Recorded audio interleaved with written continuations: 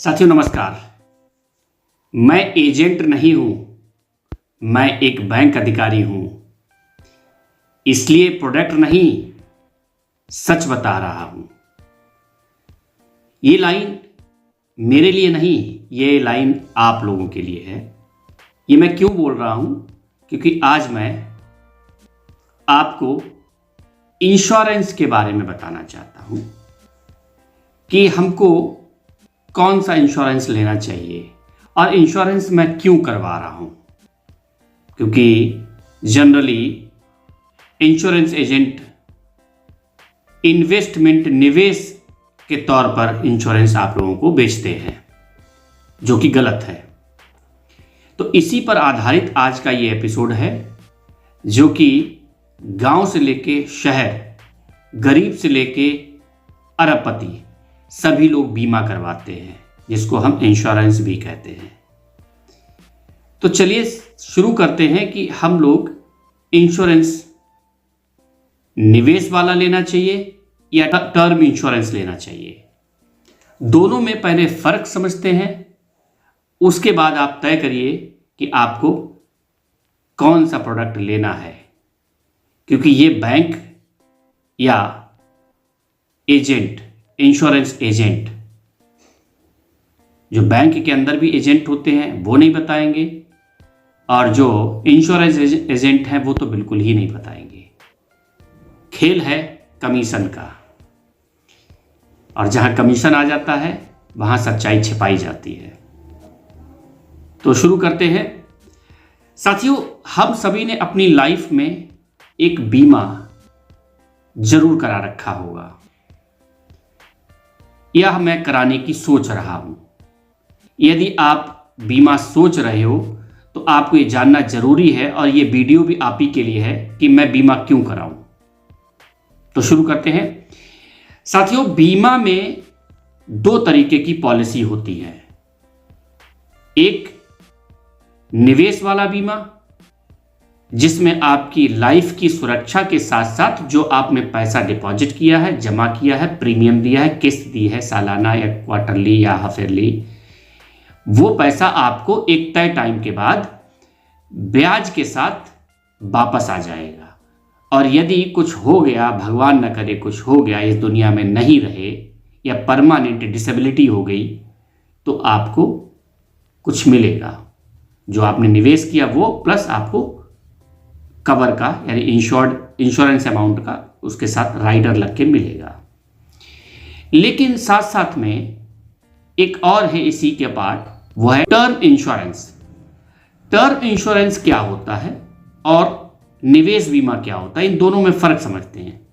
मैंने जहां तक अपने बचपन से गांव से लेके और बैंक के बाहर जो बीमा कंपनियां हैं, मैं किसी का नाम नहीं ले रहा हूं, सारी कंपनियां उसमें इन्वॉल्व हैं, वो ज्यादातर आपको निवेश वाला बीमा बेचती हैं, जबकि वो सिर्फ अपना हित देखती हैं, आपका हित नहीं देखती। निवेश वाला बीमा नहीं कराना चाहिए। ये आपकी कॉल है, आप ले सकते हो। ये मेरी सिर्फ अपना एक एक्सपीरियंस है जो मैं बता रहा हूं, और यही सच्चाई भी है। निवेश वाला बीमा इसलिए नहीं कि पहले आपको ये तय होना चाहिए कि मुझे निवेश करना है, यानी कि पैसे को बढ़ाकर वापस रिटर्न लेना है, साथ में इंश्योरेंस लेना है, लाइफ कवर लेना है, या हमें अपनी लाइफ मैं ना रहूं तो मेरा परिवार सुरक्षित रहे, ये लेना है। ये तय करना पहले आपका काम है। यदि आपने ये तय कर लिया कि मुझे निवेश वाला लेना है, तो फिर मैं एक नेक्स्ट क्वेश्चन करूंगा कि निवेश वाला बीमा आपने क्यों लेना है। यदि आपने ये तय कर लिया कि निवेश वाला बीमा मुझे लेना है, तो मैं पूछूंगा क्यों। अब मैं बताता हूं क्यों नहीं लेना चाहिए। निवेश वाला बीमा में यदि आपको निवेश ही करना है, तो निवेश करते वक्त आप उसका ये देखिए कि आपको वो रिटर्न क्या दे रहा है। गारंटीड रिटर्न है क्या फिक्स डिपॉजिट की तरह? यदि नहीं है, जो कि नहीं होता है, तो फिर आप निवेश क्यों कर रहे हैं? इसमें रिटर्न जो है 3 to 5% यानी कि सालाना 3 से 5 फिक्स नहीं है, का ही रिटर्न मिलेगा।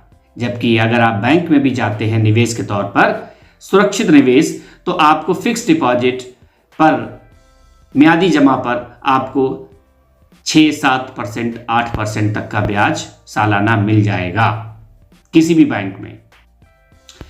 लेकिन अगर आप बीमा में निवेश करोगे तो आपको 3 से 5% मिलेगा। साथ में एजेंट आपको बताता है कि आप ना रहेंगे तो आपको क्या मिलेगा, यानी आपको वो बड़े बड़े सब्ज बाग दिखाता है कि आपको 10 लाख मिल जाएगा, आपको 20 लाख मिल जाएगा, आपको 5 लाख मिल जाएगा। तो जब मुझे मरने के बाद, मैं ना रहूं के बाद मेरी फैमिली के लिए जब 10 लाख 5 लाख मिलेगा, तो फिर मैं टर्म इंश्योरेंस क्यों ना लूं? क्यों? क्योंकि टर्म इंश्योरेंस में कम प्रीमियम, कम निवेश तो मैं नहीं कहूंगा, कम प्रीमियम में आपको ज्यादा से ज्यादा रिटर्न, यानी कि इन केस ऑफ मिसहैपनिंग या कुछ हो जाता है तो आपको वापसी मिलेगा। अब मैं इसको थोड़ा सा एग्जाम्पल के तौर पर समझ लेता हूं। आम आदमी को कंफ्यूजन ये होता है कि हम बीमा क्यों लें। जनरली एजेंट आपको बताते हैं कि बीमा प्लस बचत, मैच्योरिटी पर पैसा मिलेगा और टैक्स में छूट मिलेगी। यदि आप टैक्स देते हैं तो छूट मिल जाएगी। ये मैं कॉमन बात बता रहा हूं। हकीकत यह है कि रिटर्न बहुत कम है, जैसा कि मैंने 3 से 5% बताया। प्रीमियम यानी कि जो सालाना आप किस्त देते हो, क्योंकि मैं ये भाषा इसलिए यूज कर रहा हूं कि ये शहरी और ग्रामीण क्षेत्र सभी के लिए है लैंग्वेज जो कि जनरली बोली जाती है। तो जो आपको प्रीमियम है, जो किस्त आप सालाना देते हैं जमा करने के लिए, या तिमाही देते हैं या छमाही देते हैं, उसका जो ब्याज है वो कट पिट के 3%, 5% से ज़्यादा नहीं आता है।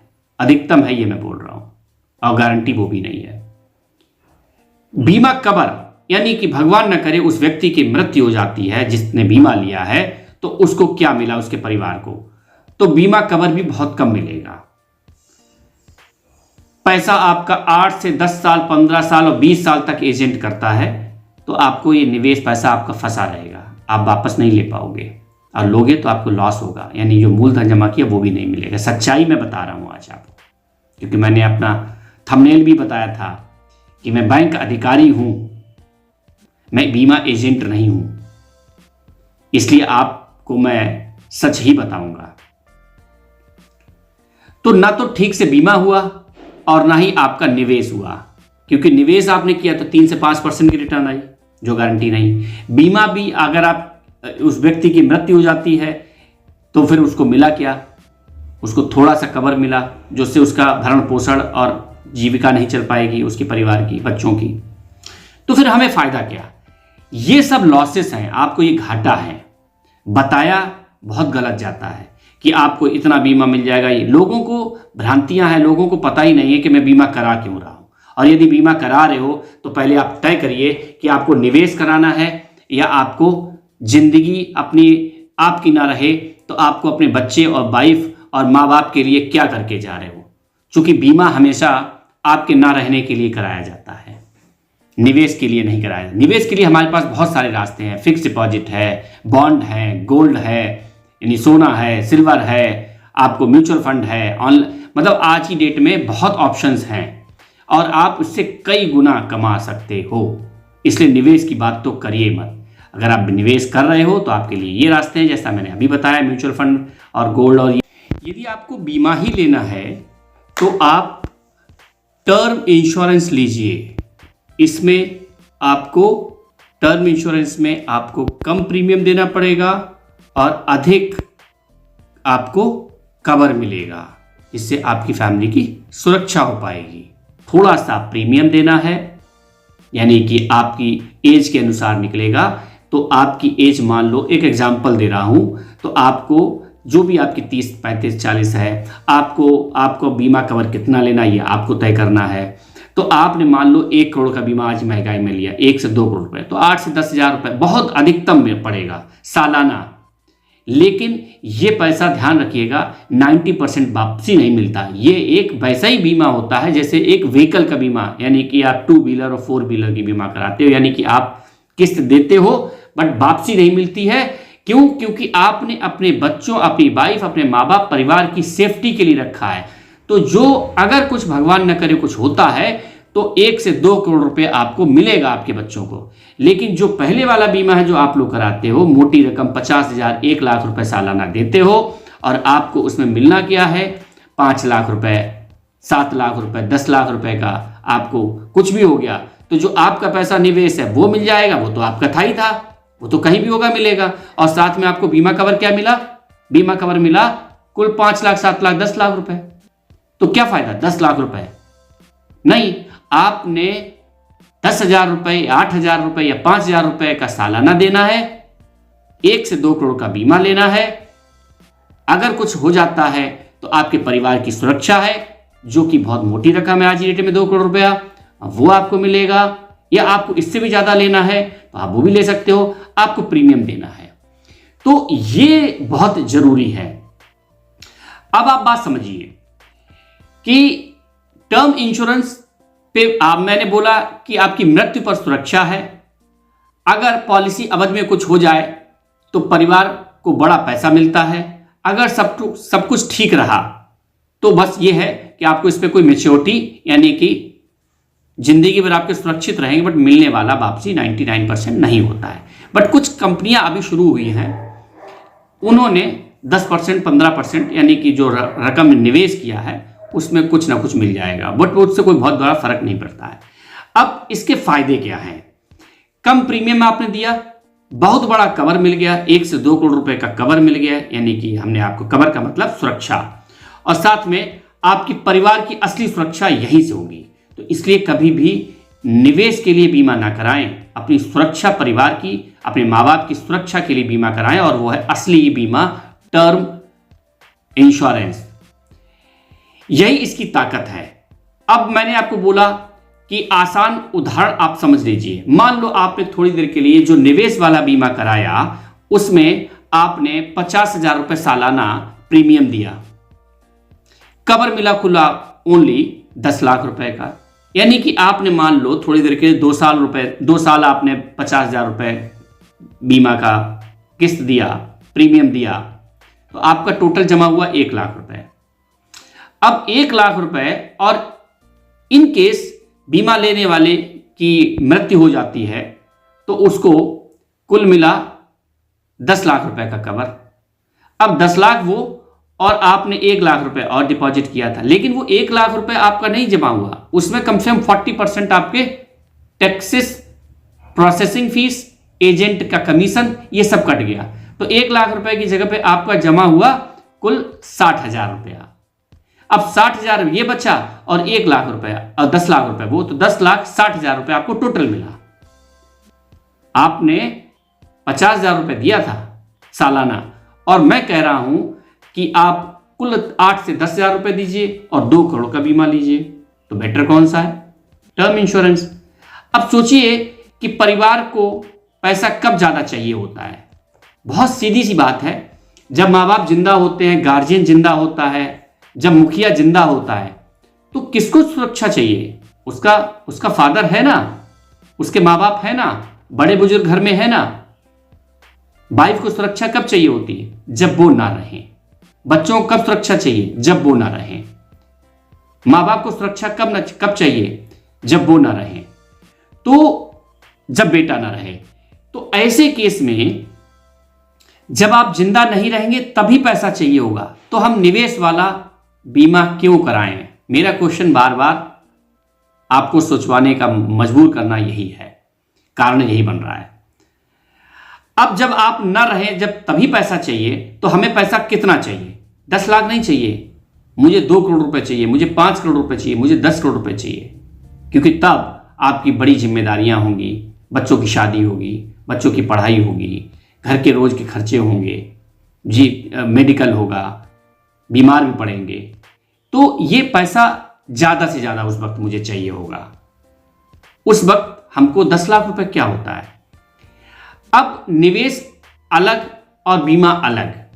बीमा सुरक्षा के लिए होता है, जो मैंने अभी बोला। निवेश अगर करना है तो आप म्यूचुअल फंड में करिए, पीपीएफ में करिए, एनपीएस में करिए, एफडी में करिए, गोल्ड खरीदिए, सिल्वर खरीदिए, म्यूचुअल फंड में जो है जैसा कि मैंने बताया लगाइए, और भी आपकी जो भी आपके पास ऑप्शन हो। लेकिन बीमा क्यों? अब किसे क्या लेना चाहिए? कमाने वाला परिवार पर निर्भर करता है, कमाने वाला प्लस परिवार पर निर्भर लोग बराबर टर्म इंश्योरेंस जरूरी है। यानी कमाने वाला एक है और परिवार आपका आपके ऊपर निर्भर है, और वही अगर ना रहे, इंजन ही ना रहे, खराब हो जाए, फेल हो जाए, तो फिर क्या? तब मोटी रकम की जरूरत होगी। उसे कहते हैं टर्म इंश्योरेंस। आप टर्म इंश्योरेंस लीजिए। सिर्फ टैक्स बचाने के लिए पॉलिसी मत लीजिए, यह गलत सोच है।